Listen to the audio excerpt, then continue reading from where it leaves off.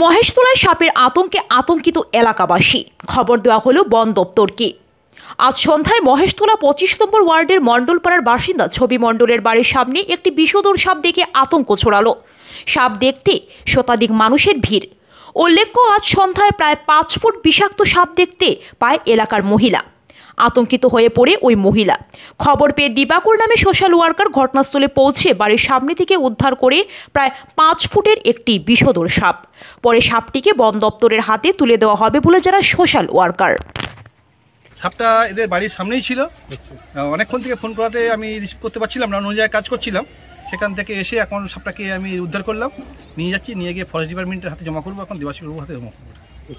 আপনার নাম? আমার নাম দিবাকর নস্কর। এরকম কাজ আমরা সবসময় করে থাকি। যখনই ফোন করে তখন চেষ্টা করি, আসার চেষ্টা করি। রাত হোক আর দিন হোক, সকাল সন্ধ্যে যখনই হোক আমরা এসে পৌঁছে যাই।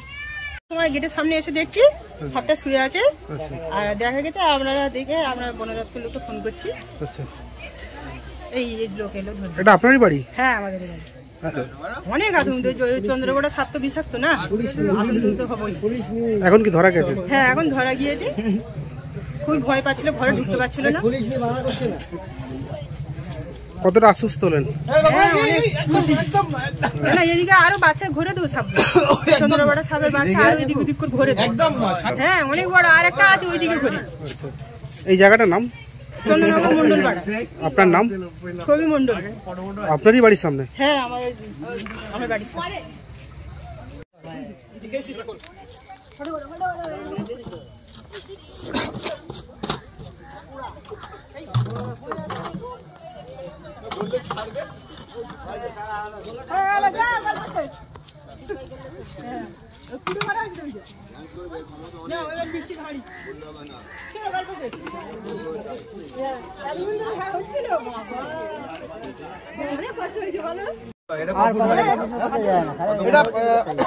Minimum 4.5 foot. হ্যাঁ, 4.5 ফুট হবে। 4.5 ফুট।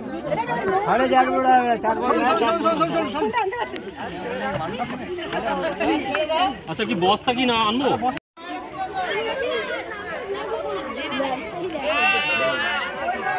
খুব মোটা দুপুর থেকে ছিল, দুপুর থেকে ফাঁকা থেকে এরা এখান থেকে এলো।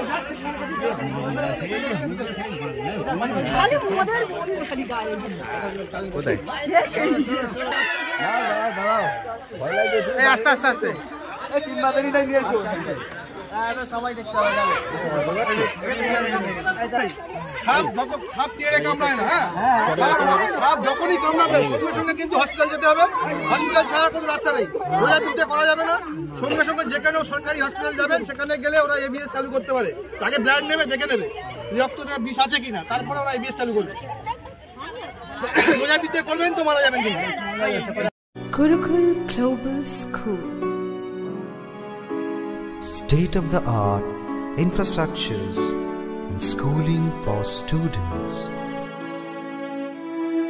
It goes with the motto, enlightening young minds.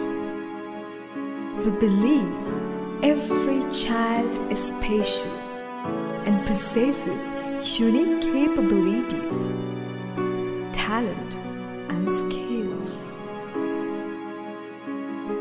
Enjoy while you learn. Technology